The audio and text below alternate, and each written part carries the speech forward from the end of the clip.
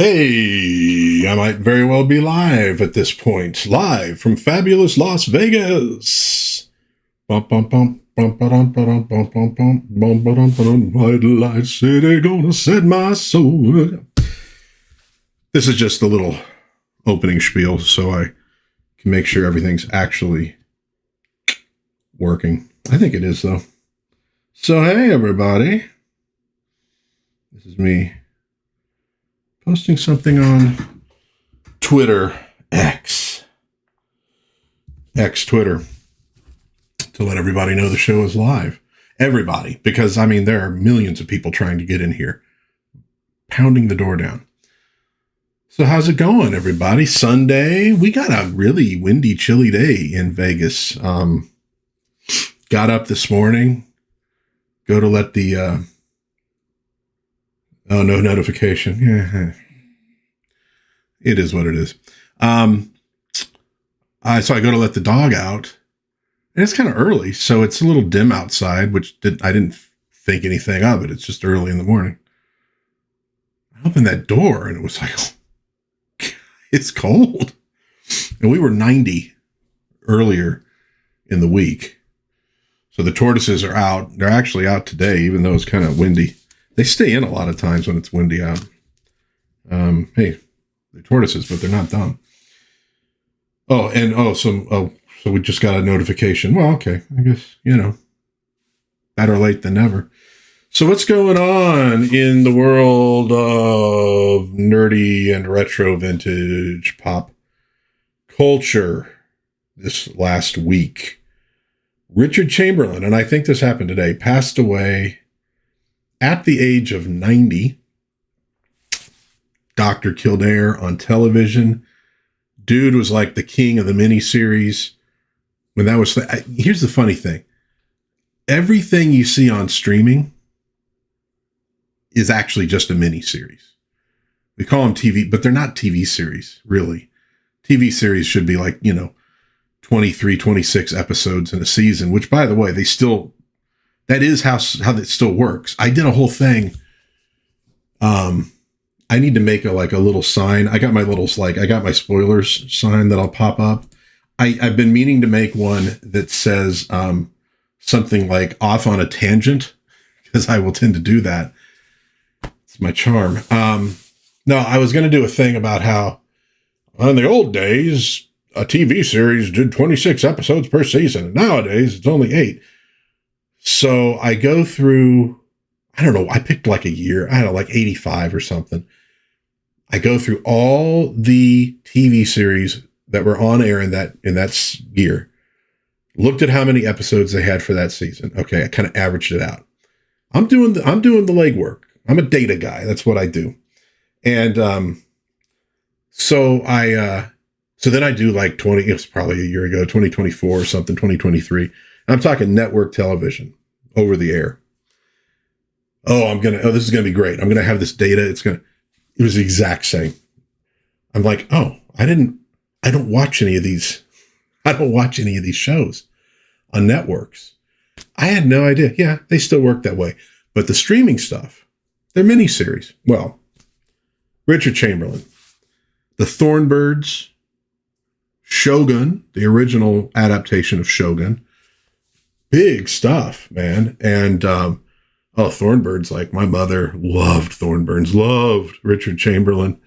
Father Ralph. I had to hear about Father Ralph all the time. I think my wife was a huge fan. She's in the chat, so she'll probably say if she was. I'm pretty sure she was. Was in the Three Musketeers movie from back in the 70s, which is pretty good. A little dark, actually. The sequel, The Four Musketeers, also pretty darn good. But then he also did a couple films for Canon with the Alan Quatermain character. King Solomon's Mines, and the other one was like Alan Quatermain and the something. And I sat and watched them one day just for the hell of it. And to be honest with you, I had a good time. I mean, they're not like good films per se. But they were entertaining films. when I put stuff on Criticless, I've been doing, reviews on Criticless. And strangely enough, I'm usually the first person who's ever reviewed most of the movies I'm reviewing, which would explain the relatively low audience volume on my videos on YouTube. But I don't care. Hey, trying to get the word out, man. But at any rate, there's like, you can, you rate the movie, but then there's also a place where you rate the entertainment value, which seemed weird to me at first. I'm going to talk about a movie later on where, that I watched this week where I go, oh yeah, I kind of actually get it. How good a movie is and how entertaining a movie is can be two different things. Richard Chamberlain's Alan Quartermain films were very entertaining, at least to me. I enjoyed them. Low budget, Indiana Jones, but what the hey, I had fun with them. I might watch those again here one of these days. Maybe even do a proper review on my channel. That's, it's canon, but I think it's niche enough that for me to do it so that I get 20 views and feel proud of myself. Yeah, the weird thing about, I knew that Richard Chamberlain was gay. He came out a long time ago, but this was kind of funny. I'm watching one day, Land of the Lost. Great kids show, sci-fi from the 70s. And, really interesting concepts in it with the crystals and this sort of extra dimensional nexus that they're trapped in, and the Slee stack and the circular nature of their history or of their existence there. It's a lot of weird, great concepts. First 2 seasons. And when I'm watching stuff like that, I oftentimes on my phone, I'm looking at, or my laptop, looking at the actors who are in it. I'll, find out a little bit more about them. And so this is early. This is probably an early Sunday morning. So I'm kind of probably a little bit half asleep. And I'm scrolling, looking at the guy, Wesley, who played the teenage boy on it. I guess he was supposed to be a teenager. And you go, and this and that and the other. And he was Richard Chamberlain's lover. And I'm like, just scroll back down. What? Oh, yeah. Okay. I wasn't prepared for that particular detail about the dude. But yeah, so Richard Chamberlain passed away at 90. Rest in peace. God bless him. Did a lot of great stuff. If you're not aware, go looking for it. He did a lot of great things. If you like that Shogun miniseries, I don't know, maybe try to find the original. See if you like it better. See if you think it's worse. But yeah, give the guy, give some of his movies a go. Again, the Alan Quartermain ones were a lot of fun little movies to watch. All right.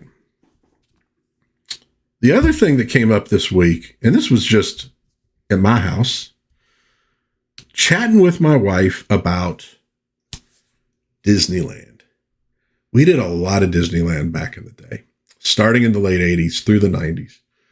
A little bit less once my daughter arrived, when she was real little, but when she got old enough, we went a couple, 3 times with her as well. And we're just talking about how it's very different now. And of course, Disneyland and Disney World are 2 different entities. Kind of expensive these days. They've made a lot of changes that don't interest me personally, but I was going, man, it's almost like when a relationship is broken up, and I'm not talking about anger, but where there's that point, years later where you go, really did have fun. Actually, and yeah, it was really fun to go to Disneyland. And so my wife had mentioned how the pricing, it was a lot more affordable back in the day. Hell, I remember us going before they built the California Adventure Park. I remember parking in that parking lot a few times.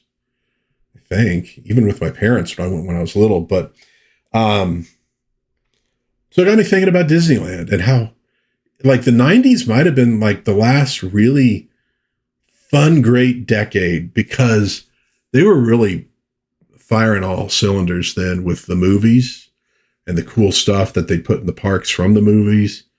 Yeah, it was really fun, but it also got me thinking about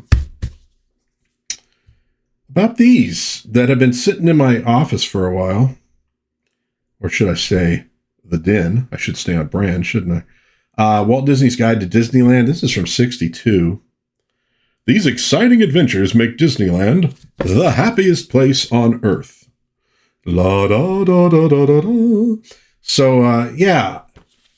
And now this is from 62, so long before I ever went to the park. I think I might have gone, it was probably at best late 70s, probably early 80s was the first time I went. These are kind of hard to show, just because how long they are. But you get some of the images. But you know, the funny thing is when you look at a lot of these images, and yeah, they changed some rides, obviously, but there was a great consistency at Disneyland. And they haven't changed everything nowadays, of course. But there was such a great consistency that you look at this stuff and it doesn't feel all that different from what I did see. Oh, this is rad. Oh, coming attractions. Very cool. Let's see what the first coming attraction here is. Yeah, over here. There we go. The Haunted Mansion and New Orleans Square and the fabulous Disneyland Hotel and gourmet restaurants are coming too, which I assume is probably, I don't know if it technically was gourmet, but the Blue Bayou in New Orleans Square, that was fun. Oh, man. Oh, Jungle Cruise. That was that was one of my favorite rides when I was a kid. It was probably between Jungle Cruise and Pirates Caribbean. So this one, It's a Small World. 1969 is when this thing was printed, published. Main thing that caught me was just this gorgeous Mary Carey artwork. So cool. One of the things that really bugs me, when they redid Tomorrowland at one point, here they kind of tell the story, the World's Fair, where it started out. There's Walt with all the characters. When they redid Tomorrowland at one point, they covered up Mary Carey's mural that she had done. And they covered it up, like if they wanted to cover up with some other mural that was more modern, or something Star Wars, because they had Star Tours going by then. Okay, you know, whatever. They just covered it with this white, plasticky looking crap. Already at that point, there's choices being made that have me kind of scratching my head. Now this one is, what was it? I think 76. 76. That was closer to when I got there for the first time. Disneyland used to be just fun, man. It was crazy. And, you know, at one point you had the fast passes, but mostly you just kind of wandered. You got into line. You went on a ride. You got something to eat. You had your favorite little restaurants. Well, actually, I remember the very first thing you do, you hauled ass to the lockers. If you knew what you were doing, you got your butt to the lockers about as quick as you could. Oh, I loved the submarine ride when I was a kid. I thought that was so rad. And the first time I went with my wife, who wasn't my wife yet, we were just pals working at the video store together. I'm like, we got to go on the submarine. I remembered the submarine from my ute. And she's like, really? I'm like, yeah, the submarines are rad. What are you talking about, crazy woman? And we went on the submarine. I was like, oh, yeah, it's not as good as I remembered it being. Okay. I'll look here, but check it out over there. Oh, Country Bear Jamboree. Man, I love that they just had corny, stupid music back in the day. Well, anyways, probably enough about that. But yeah, it's like there was a great continuity. between generations. It seems like some of that's being lost a little bit, but it seems like the main problem now with Disney vacations, to Disneyland, maybe Disney World too, it sounds like, but it's just, place is too successful. There's just too many people trying to get into Disneyland. And even with California expansion, other expansions they've done. And so there's like the lines are crazy and there's all this stuff you do on your apps on your phone and you got to schedule everything. And I'm going, that does not sound like a vacation to me. That sounds a lot more like work. So yeah, it's good for kids, but too cramped. Oh, the submarine ride. Yeah. Well, the first one I went on actually was in Disney World. I went to Disney World before Disneyland because we were there in Florida visiting a family. And yeah, it was busy in the 90s, but not to this level. Yeah, which is interesting because I don't think our population has exploded since the 90s. Maybe it's easier for international travelers. Maybe that's part of it, is that as the rest of the world's gotten wealthier, you get a much larger cadre from all over the place. I think maybe they should genuinely think about putting a park in Texas because it's sunny in Texas. Probably not massively different in terms of weather than in Florida, depending on where they go. But something central. You got your East Coast, you got your West Coast. Because, if you got excess people who can't get in, you got a couple options for Disneyland. One, you just keep raising the price until you hit that equilibrium with here's how many people we can hold in the park. And here's what our price is. And it would put it out of the way for most people, honestly. So you can do that. Or if you don't want to lose all those excess people, build another park. Because right now you're going to be losing those excess visitors to other attractions. Legoland, SeaWorld, the Universal stuff, Knott's Berry Farm, whatever. So I think they might need to think about doing that. And if it's in Texas, you could probably build it without, too much trouble in terms of if you tried to do St. Louis or something, the weather's going to probably be a problem, but it also would probably be a lot of issues in getting things built and permitted. And could you get the land?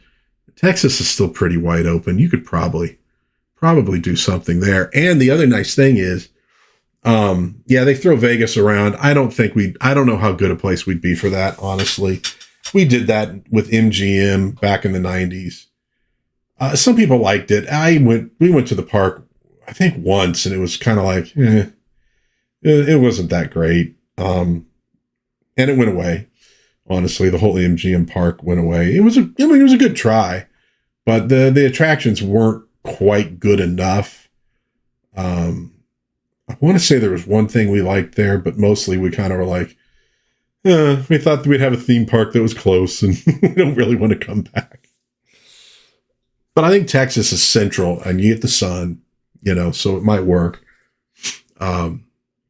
It gets hot, but Southern California gets hot and Florida gets hot too.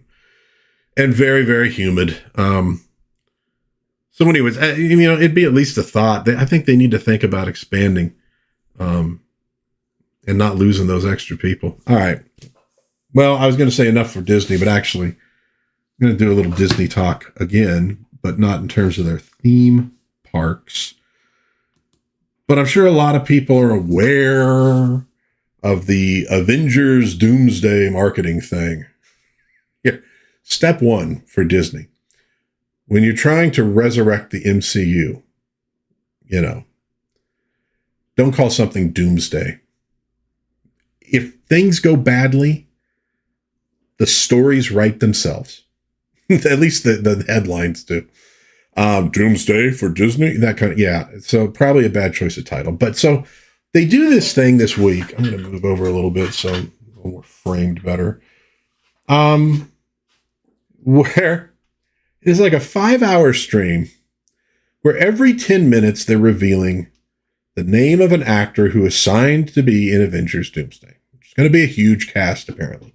Now, how much screen time any of those people are going to get, who knows? Probably not much. And you could kind of talk about, is this a good idea or not? I mean, the Fantastic Four movie is the one that's got to sort of reinvigorate the franchise because it's not doing particularly well. Certainly not doing what they want it to do. And there's some changes they probably need to make that I don't know if they're going to make them or not. The Doomsday and Secret Wars things may be sort of a reboot. We'll see. But I think there's some things stacked against them. They're losing audience.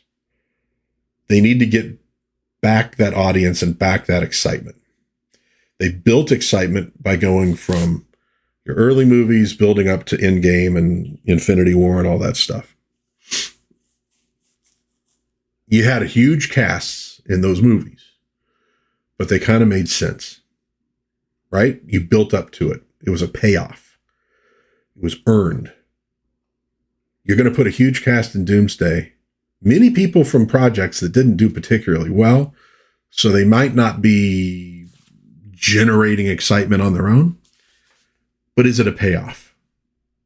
It could have been a payoff because you were sort of building this whole multiverse thing with Kang, although you've had to get rid of Kang because of issues with the actor that were resolved, and then seems like maybe they're not resolved again. I don't know. I don't like to follow that crap for the most part. But so I don't know if you get the payoff that you would get you've been building excitement, over all these things. And I don't know that you have been, but also huge casts in movies are not only not a guarantee of success, they sometimes guarantee failure.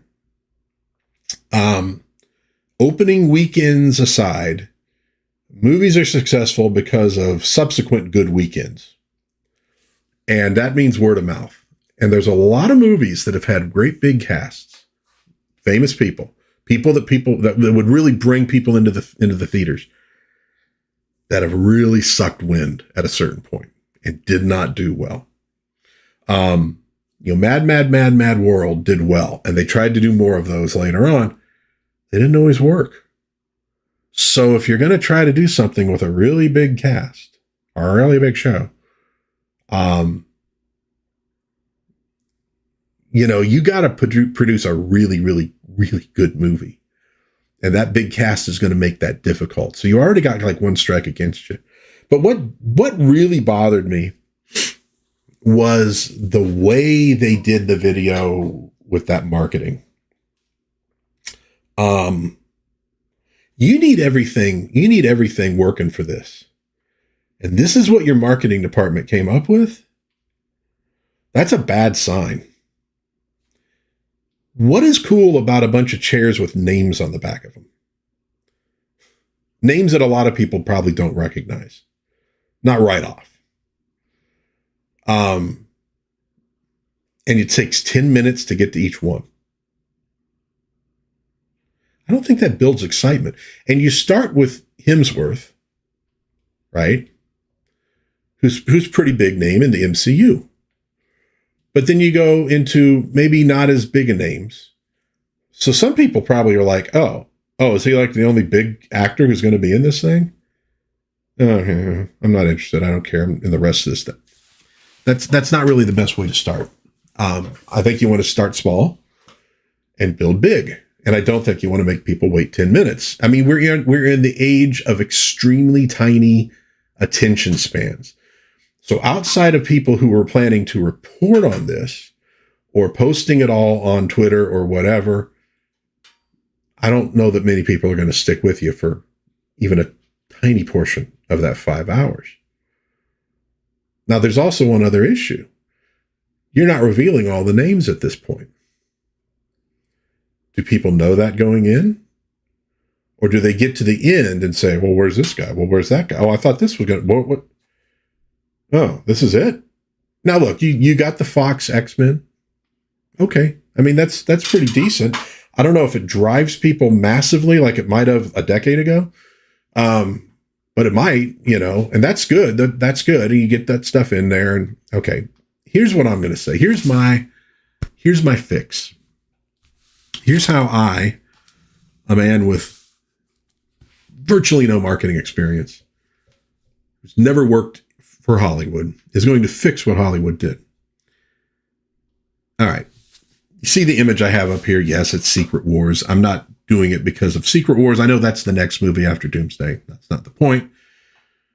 Look at the setup on that cover. All of these different heroes coming at you.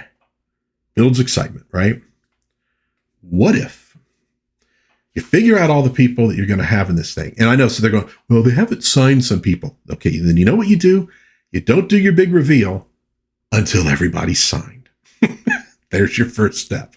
Make sure your cast is, for the most part, set. Now, you then take somebody and have them produce images, probably with AI, to be completely honest, in this day and age, so be it, of all of these actors in their superhero costumes, maybe in a sort of action pose, kind of like this cover. You could do people just standing there, usually with a look like they're constipated on their face nowadays, which I don't know that drives excitement, but whatever. You could do that. I think something more action-oriented is better. You get all those images and you build something like this image here with all these different characters, right? And then you silhouette them all out. You got background, you got all these silhouettes. You do your stream over the course of maybe an hour. So maybe 2 minutes in between each reveal, maybe even less than that would be a good idea. 30 minutes, and then maybe actually do a little bit of interview or people talking about it. Okay, but point is, not such a long space. Your first reveal is a character that at this point in the MCU doesn't have a big following, like Namor, the Submariner, like Shuri as Black Panther, right? Those are not characters that are massive at this point in the thing. And, oh, wait, I'm doing it way over here. Their image now appears to replace the silhouette. Okay, here's character number one. Actor's name on the bottom. We wait. And then a minute later or whatever, the next one pops up. Here we go. Now, these are not the big names yet. We're building up to that. And in the background, you have like the Avengers soundtrack or portions of different Avengers movies soundtracks. You might have particular musical cues for different characters that are appearing. You can do that too. Okay. And so we're popping them up. And here's the beauty, at some point you get one of the more prominent ones in the front. Hemsworth as Thor, mighty Thor, right? Thor was in Secret Wars. Am I seeing him there on the cover? My eyes are crap. But at any rate, you got Thor, coming at you, ready to kick ass. You have some of the X-Men have now shown up by this point with their music in the background from their movie. And here's the beauty of this concept. Because when you're done, you still have some silhouettes. You haven't actually revealed all the people. You've signed them already. But you haven't revealed them. You're going to leave everybody wanting a little bit more. And now, rather than people doing videos about, well, okay, I mean, some people are super excited. They're always going to be excited people. Awesome. Some people are going to crap on it. There's always going to be people crapping on things. Awesome. Whatever. But mostly people are kind of like, oh, well, that was kind of weird. Oh, well, okay, this guy's back. Well, Fox X-Men's kind of cool. But now instead what you have are people going, who are those other silhouettes? Maybe it's something obvious. Maybe you go, oh, that's got to be Wolverine. Look, if you look close, you can see the claws. Oh, they're going to have Hugh Jackman in this. But maybe a couple of them, you're going, is Chris Evans coming back? Maybe Chris Evans is back. I don't know. I can't tell. And then over the next month,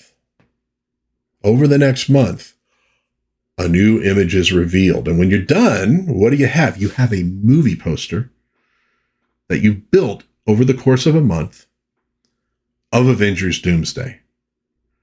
And you've had people guessing and talking about it, some buzz along the way, as opposed to here. Because the thing is, like I said, man, when you get to the end, if people don't know you haven't revealed everybody yet, they might think that's it. And if what you've shown them hasn't piqued their interest, if there's not a character they were pulling for to be in it who's not, people may be pulling for Nick Cage, as Ghost Rider. People wanting to see Chris Evans come back, whatever it happens to be. A lot of people would like to see Lou Ferrigno in there as the Hulk. If the person they were pulling for hasn't shown up yet, they maybe just checked out. They're out of the loop now. They don't necessarily get back in the loop because you can't just get comic book fans into this stuff, right?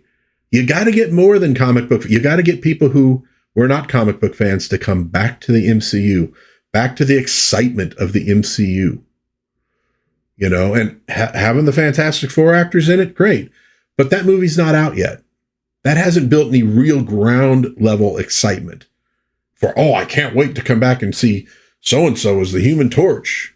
Because they've never seen him as the Human Torch at this point. It means nothing. There'd probably be more excitement if you showed Chris Evans as the Human Torch, because at least people know who he is. And they saw him in the Deadpool movie. That's just me. Am I wrong here? Is that not a better way to promote this thing? And if it is, what the hell are you paying your marketing department for it at Disney?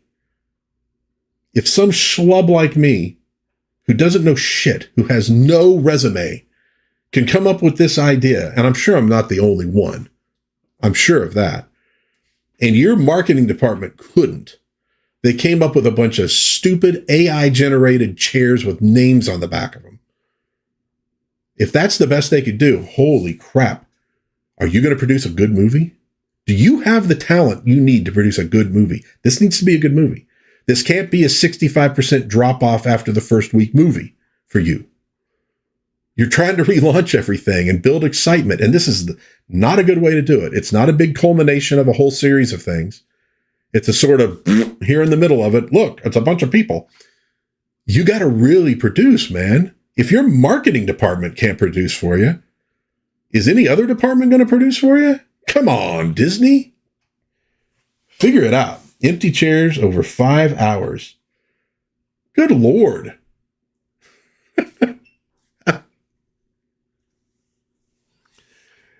And I mean, the jokes write themselves too. You know what you need to have? You need to have a department in all your corporations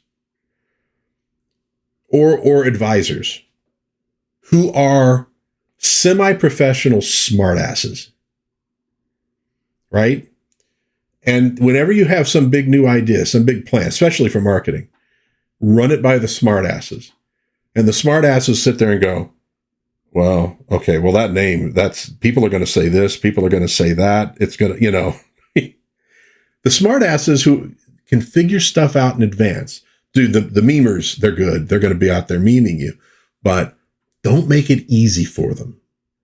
Find some smartasses to review your products beforehand who can help you out with this sort of stuff. I give you my services. You're going to pay for them, but I'm a smartass from way back. So that was Avengers Doomsday. I don't know, man. Also sounds like they're bringing back Darkwing Duck. Darkwing Duck. With Jim Cummings returning to do the voice. Okay, very cool. I wasn't that much into Darkwing Duck. It was a little bit past my point of, definitely past my childhood, but even a little past my point of, I maybe want to go into animation, so I'm paying attention to everything. But boy, was it popular. Boy, was it popular. Could be great for kids. So who do you hire to do it? Seth Rogen. Look, he's produced some stuff that's been popular, I know, but I don't know what involvement he has if it's creative, but it's a kid's cartoon. For crying out loud, let it be a kid's cartoon. Hire some people who want to make a kid's cartoon. Seriously. I don't know, man. I don't know. Other thing that struck me, Matilda Lutz, awesome name, by the way. Old classic Hollywood would have, no, we're renaming you for sure. We're not going to have Matilda Lutz or Archibald Leach in major movies. I love that people get to keep the real names nowadays. I think that's groovy. but her as Red Sonja. And it looks pretty Red Sonja-esque. I think it's coming out maybe, I don't know, is it later this year? But, man, a good just sword and sorcery barbarian whooping ass movie would be really cool right now. And Red Sonja is a cool character. And maybe they'll do it justice. I honestly don't know much about the movie. If there's rumors out there about the plot or anything like that. But I thought she looked pretty cool. I think it looks pretty good. You know, but we'll see. I mean, I thought the Lilo and Stitch thing looked pretty good too, trailer-wise. And talked to my daughter, who was like, that's the first movie she ever watched, apparently. And she's like, no. So I could be wrong. But I thought it looked pretty cool. Let's look at some new releases, new campaigns that are floating around that I happen to see this week. Oh, it just says 2025. Well, that would be later this year. I've gone to 2 movies now this year after going to nothing in the theaters for about 5 years. So maybe I'll go see that. I'm still debating on Superman. I don't know. I hear this. Maybe. I hear this. I might do it. So up first, Hal Foster's Prince Valiant sketchbook. This is Amazon pre-order with apparently a September delivery. $50. Man, Prince Valiant is a beautiful comic strip. It is gorgeous. If you're into art, especially comic art, especially, but even if you're just into fantasy art or just art for art's sake, this might be something you want to look into. Because God, Foster did some unbelievable stuff. So I thought that was cool. I mean, I'm like, my bookshelves are bursting at this point, so I don't know. I saw that the DC Classic DC Multiverse Collector's Edition figures. Deadshot and Adam Strange caught my eye, I will admit. You got Batman Year 2. You got 400,000 variations on Batman. I don't know. Pre-orders now. Adam Strange was $30 at Big Bad Toy Store, so I'm guessing they're all in that general price range. Adam Strange would probably be the one that I'd be interested if any of them. I love Deadshot. I don't know if I love the look of that figure. Maybe it's like the lighting or something. It looks a little washed out to me, so I don't know. But something you might want to check out. Like I said, Big Bad Toy Store. It might be elsewhere too. Thunderbirds, which I've waxed poetic on before. Super Space Theater Collector's Edition. So what is Super Space Theater? It is movies that are stitched together from episodes of the Thunderbirds TV show, which is something they did a lot of back in the day. Some of the only Green Hornet, the TV show stuff that you can actually get legally on a DVD, is that. It's part of it has to do with the episode where they're going into Chinatown. And interestingly enough, they would promote this thing with Bruce Lee's name on top because they were shooting it, kind of promoting it as a martial arts thing. So they did a lot of that back in the day with a lot of TV shows. And we're looking at a $56 pre-order. You get Thunderbirds to the Rescue, Thunderbirds in Outer Space, and Countdown to Disaster. So there you go. Probably more for real hardcore collectors or folks who saw this stuff in theaters when they were young. The casual person, if I was going to put the money down, I would probably want to just get the full Thunderbirds series on DVD, which I do want to get at some point, if I can find the right price for it. But I think they did restore these as well. And I think they have like the original music done for the movies, plus the restored footage from the episodes. They put some work into it, in other words. So something you might want to check out if you love your Super Marionation. Savage Tales of the 1980s. these are not necessarily tales set in the 1980s. But this was a short run of a magazine from Marvel. This collects all 8 issues. I've never read these before, and I didn't honestly know it existed. But I'm kind of interested in learning more. Amazon pre-order, $65, coming out in November. So you figure magazine, 8 issues, you're probably talking at least 25 pages per issue, at least probably 22 of actual art and story. So that's a pretty big book. So that might be very cool to see. Sean Connery is James Bond. There is going to be a 007 James Bond Sean Connery 6-film collection, Steelbook 4K, $140. Pre-order on Amazon right now. And maybe other places too. If you have your own favorite place, go check. I just noticed that it was on Amazon in particular. $140. But, you know, if you're really into that 4K, Steelbook, etc., these are some good flicks, man. They're worth watching, that's for sure.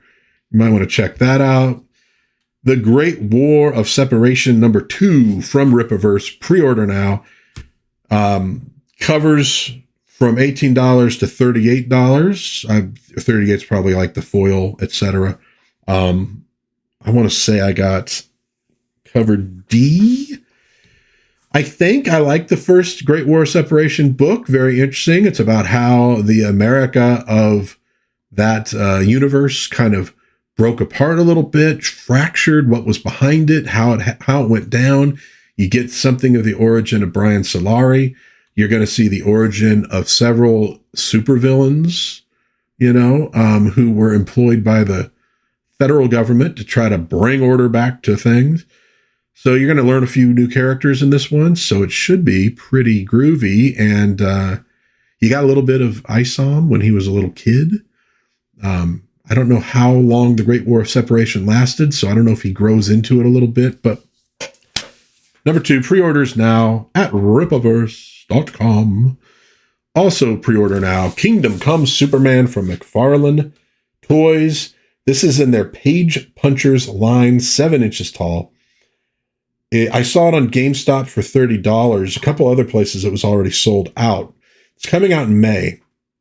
So if you want this one, you might want to go get it. Kingdom Come is a great book. In fact, I was going through stuff and I have it sitting back there, the graphic novel that somebody gave me. I was actually out of comics for a while, but a buddy of mine is like, first of all, you got to see this art. Second of all, I think you'll dig the story.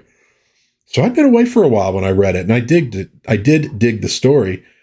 It really sort of was, it's a story. It's not about the DC heroes. It's about DC Comics and the American comic book industry and the way things were changing and the way they needed to maybe come back for a renewal of what it was supposed to all be about. And that's a story that's still playing out to this day.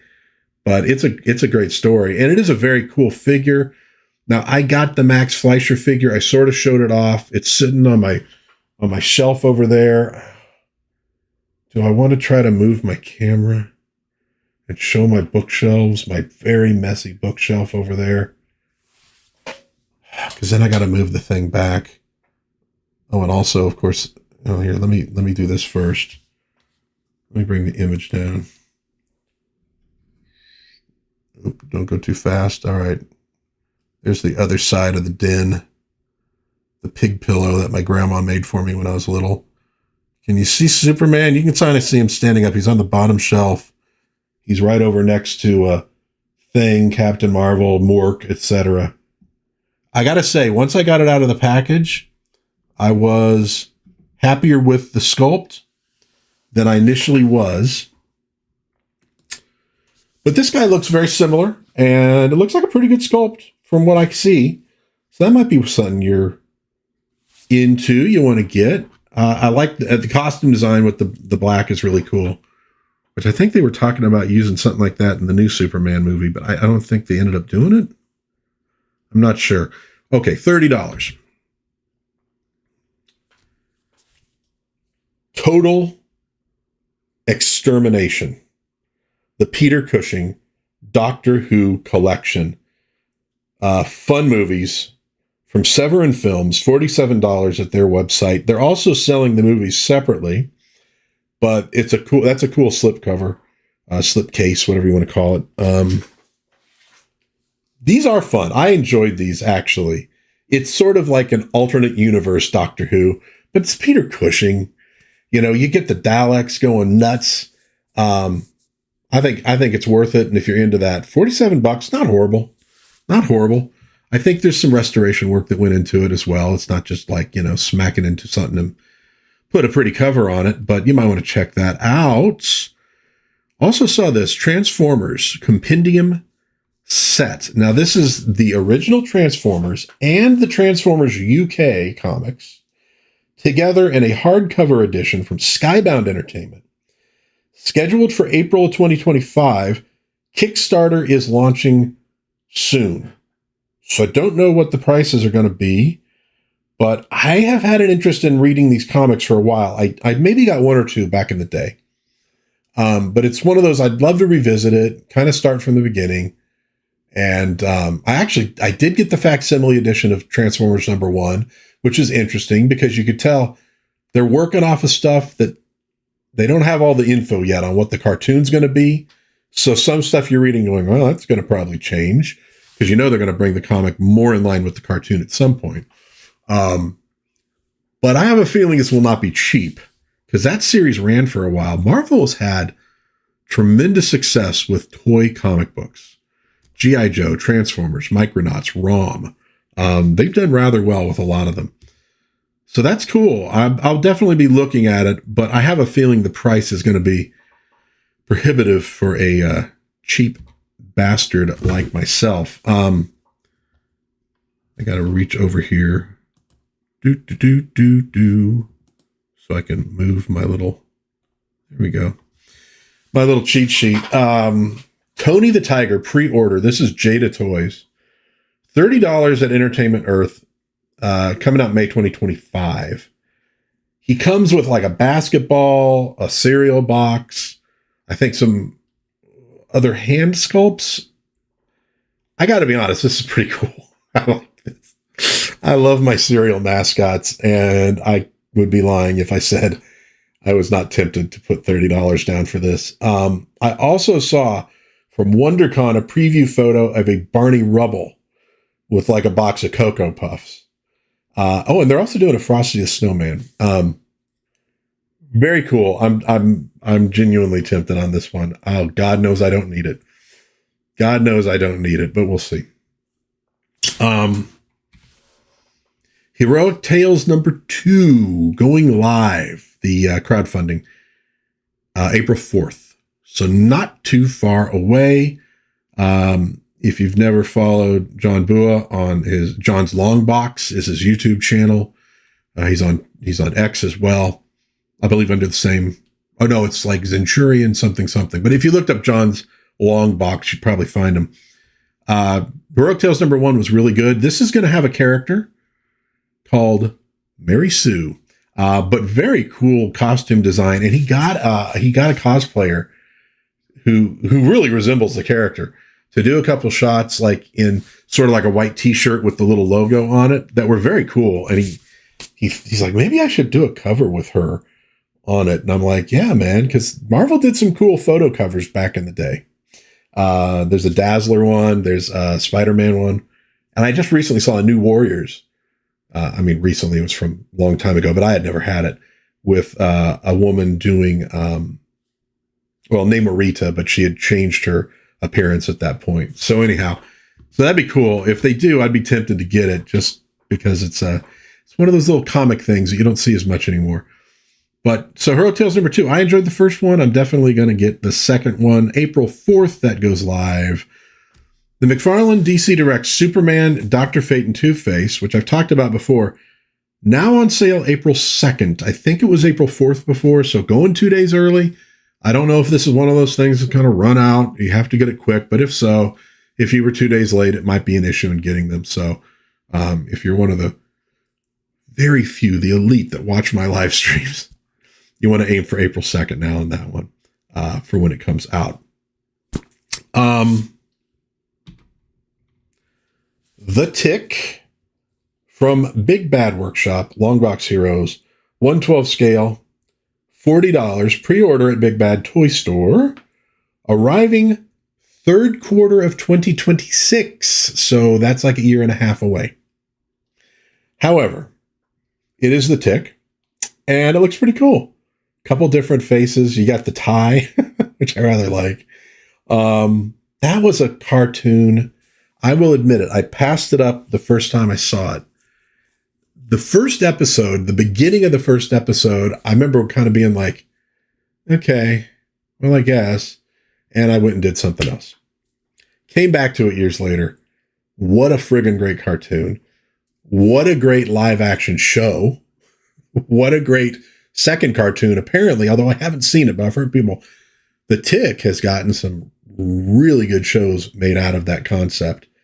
So that one might interest you, but it's a pre-order and it's coming out a long time from now, at least in terms of merchandising. So, and $40, a little bit steep, but it looks like a pretty cool sculpt. So who knows? I actually have, I'm not going to move the camera again, but on my shelf over that way, I got Bullet Head Dude. Was it just called Bullet Head? God, what was he called? I can't remember now. I got it for when I did a video about one of the new action figures from White Elephant Toys that was built to look like the bullet-headed character from the old Super Joe line, where it occurred to me that, like, starting with Bullet Man in the 40s, about every 20 years, you got a new bullet-headed hero to save the world. So I've actually bought that figure specifically for that video, but I also always liked that character. So, and this actually just popped up today. Mike Barron and Steve Rude's Nexus Deluxe Omnibus, Volume 1. Coming soon. There's going to be 4 volumes.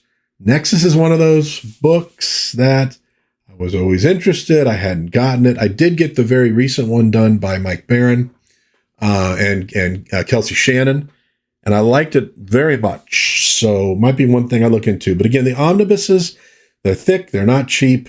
I don't know. Maybe instead I'll go hunting around for issues of the old comics, but we'll see. But I wanted to bring that up to everybody. So that's it. That's it for new products that I saw this last week. New acquisitions for me. I got some short boxes and I got some bags and boards. I'm waiting on those because I needed to make my comic collection a little neater. I was running out of space. I'm still running out of space.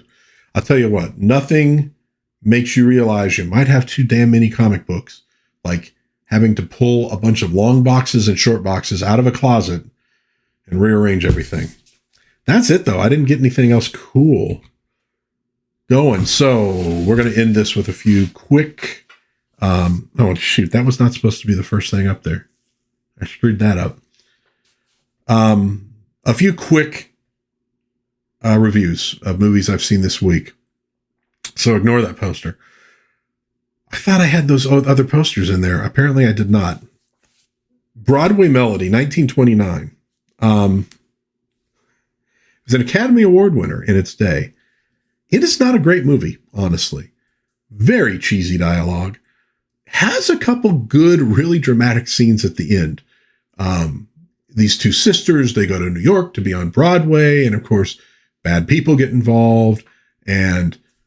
But the reason to watch Broadway Melody, 1929, there's a character in it, their agent named Uncle Jed, or Jeb, I think Jed, who could be the inspiration for Porky Pig, because he stutters exactly the same way as him, where it's the trying to get a word out and then you use a different word. And I'm going, could that be? So that was the one thing I got out of Broadway Melody. Could be the origin of Porky Pig. I don't know. I read up a little bit. I didn't see anybody mention that. Also watched, Cloak and Dagger from 1946, Gary Cooper. Some of the music and some of the shots in it actually reminded me of Indiana Jones. I don't know if it was any inspiration whatsoever. It's not a bad flick. It's a little espionage thing before the James Bond movies had come along and changed the whole template for espionage movies. It's a serious take. He has to go into, it's set during World War II. He has to go into first Switzerland and then fascist Italy, hunting down people involved in the Nazi attempt to build an atomic bomb. You get a couple great lines that, like one in particular, early on, him saying, you know, we put all this money and all these people into building a horrible weapon. If they put that money into cancer research, we'd get rid of cancer within a year. I'm going, well, I wish that was true. It took way more than a year and it spent a lot of money. I don't know if you could compare the two, what they cost. I'm going to guess we've spent more money on cancer research than building the atomic bomb. But at any rate, not an awesome movie, but I liked it overall. I think it's worth watching. There's some good moments between Gary Cooper. Oh, the actress's name has left me and I didn't write it down. But there were some nice moments between those two. Kind of an ill-fated romance. He swears he's coming back for her. But will he? Who knows? Cloak and Dagger. Okay. Thunder in the Night. I've become an Edmund Lowe fan recently. Did a lot of stuff in the 30s. He worked until the 60s too, but he did a film for Monogram Studios, kind of as a favor to a friend, but that was one of the really B-movie studios, and you went working there, you didn't get it back into the big leagues, which is too bad, because if there's anybody on earth who could have played the Thin Man character that William Powell made famous, Nick Charles, this is the guy. Great delivery. I reviewed a movie he did called Seven Sinners. Not a lot of views on that video, and that's your loss, because no, it's a great little film, very funny. And he works best when he has, in my opinion, a woman that he could play off of. I don't mean that in a weird way. And which he got in Seven Sinners. Now, he didn't have that in Thunder in the Night. Really. The woman there is not like a character he's with constantly. She's somebody who's suspected of maybe committing a murder. He's got to sort of clear her name. It's set in Hungary, I guess in the 30s. So it's got a little political overtone. I mean, I don't mean like real world politics, but her husband is going to be named the prime minister, and this is a scandal that could destroy him, etc. Okay. But not bad. Now, his partner in this one, bumbling police officer played by, hit the wrong button, Gene Lockhart, who did a nice job with it. Now, you might recognize Gene Lockhart probably nowadays for Miracle on 34th Street. He played the judge. He was a character actor, did a lot of great movies, a lot of great stuff in it. But his daughter, and I didn't know this for the longest time, wouldn't have been that hard to put together, but I didn't. June Lockhart, who was in Lassie, who was in Lost in Space, and his granddaughter, Anne Lockhart, played Sheba on Battlestar Galactica. So if you want to see her granddad do a little bit of light comedy, you might want to check out Thunder in the Night. Now, I also watched another Edmund Lowe picture, Mr. Dynamite. It says Dashiell Hammett's Mr. Dynamite. He wrote a outline for a sequel to The Maltese Falcon that Zanuck rejected. He reworked it into a different story, changed the name of the character, the detective. That ends up getting adapted very loosely into this movie. So is it really Dashiell Hammett's Mr. Dynamite? Not really, but fun movie. Fun movie. You got Edmund Lowe, and he's with Jean Dixon there. She made movies till 1938 and then went back to the stage. She had a role with William Powell in My Man Godfrey. Great movie. She played Molly, the kind of wisecracking maid. She was also in, oh crap, it just popped right out of my head. A Holiday with Cary Grant and Katharine Hepburn. There she was like the wife of Edward Everett Horton, also gay, but who, not the character, but the actor. And again, wisecracking. And that's what she does well. And she does it very well in this and is a great character for Edmund Lowe to play off of. A lot of really funny lines, a lot of smart ass remarks from both of them through the whole picture. He's a private detective, has to solve a murder. You get it. And it's not a bad little mystery. It's not a long movie, hour, 8 minutes. Terrible copies that are available on YouTube, including a big freeze at one point where you miss a little bit of something. You still get to see the explanation of the murder at the end. But that I enjoyed. And now that was 1935, by the way. Both those movies, I think, were 35. Now for something completely different. Friday Foster, Pam Grier, Yaphet Kotto. I'm telling you what, there are so many familiar faces in this. Scatman Crothers, Ted Lang is in it. There are people who you're going, I don't know the actor's name, but I know their face. If you grew up in the 70s and 80s, you know all these actors. It's blaxploitation. And it has like every trope you can imagine that should be in one of these movies. It's, uneven acting. The stunts are okay, but not awesome. And I got to tell you something. It is entertaining as hell. There's some nudity in this one. So if that offends you, you don't want to watch Friday Foster. But I mean, it's kind of like it's the mid 70s. It's what they were doing. But I will say this though, very entertaining picture. It was a lot of fun. Now it is based on a comic strip, Friday Foster.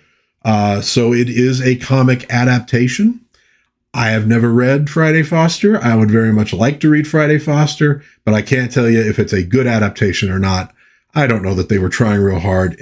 I think it was grist for the mill of making those kind of flicks back in the 70s, but it's a fun one. It's a fun one. And there's a page from Friday Foster. So she is a photographer for Glance magazine.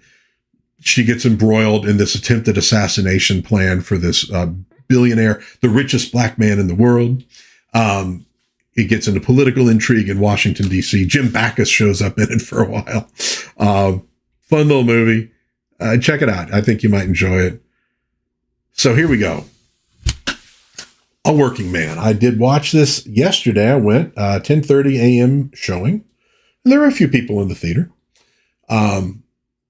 I liked it. I've seen various criticisms of it. One being that it's maybe a little bit long. It may be a little bit long. I think it could have been tightened up a little bit. I've seen some confusion over a couple things in it that I'm going, no, I mean, it's not, they didn't screw that up. That actually makes sense if you think about it. I'm not going to get into those things because I don't want to do any spoilers here. But what I was really left, a couple things. First of all, you have some over-the-top kind of villains, a little flamboyant. And at first it was like, not sure. And then I'm like, you know what? These are like 80s action film villains. I'm down with that. I'm fine with that. This is not so much a slice of reality. It's like an 80s Stallone or Schwarzenegger action film.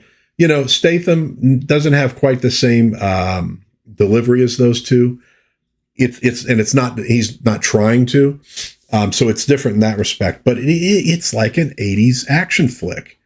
It's not going to change your life, but it's damn entertaining. Some very satisfying kills of some very bad people. Very bad people. We're talking like meth smuggling. We're talking human trafficking kind of people, right? What convinced me when I left that I like this movie for sure is the final big battle scene. Got my heart pumping a little bit. I'm a little worried for these two characters. Are they going to make it? Oh, come on. It's an action film. They're probably going to make it, right? But you don't know for sure. You don't know. Modern action for sure. But got my heart thumping. That's a good sign. That means, these characters have worked their way into me a little bit, into my heart. I care about them. And then you get some scenes that got me a little choked up. I'm a dad. I have a daughter. It means something. And they played those scenes very nicely, I thought. So good work from a lot of the other actors in it. I didn't, there's a few areas where it could be tightened up. It was maybe a little bit twistier than it needed to be in a couple spaces. But overall, if you're approaching this like an 80s action flick, I think you're going to enjoy it. If you're looking for something very different, you might not. It ain't Citizen Kane, but very, very fun little movie. I liked it. Based on books by Chuck Dixon. I'll admit it. Thinking about maybe getting at least one of those books, probably a working man, seeing how it's different. But I've read some Chuck Dixon. I enjoy it. Cinematic, good action. So I'm not surprised that it translates into a film pretty well. But yeah, I might buy the book. I will say also, I had previews of The Accountant 2, the new Mission Impossible movie, the new Jurassic World movie. Did nothing for me. I couldn't have cared less. But the one preview that I thought, that looks like it might actually be okay, was The Amateur. It's like a CIA analyst, works with computers, whose wife is apparently killed by some bad people. And he wants to become a field agent. He wants to hunt them down. And his bosses are like, no, look at you. You're tiny. You can't do this. No.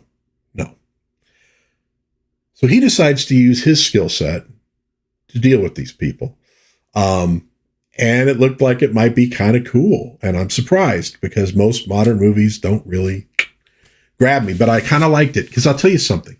Those other 3 films, they're less so The Accountant 2, but the other 2 for sure. It's just like, dude, AI could have written this.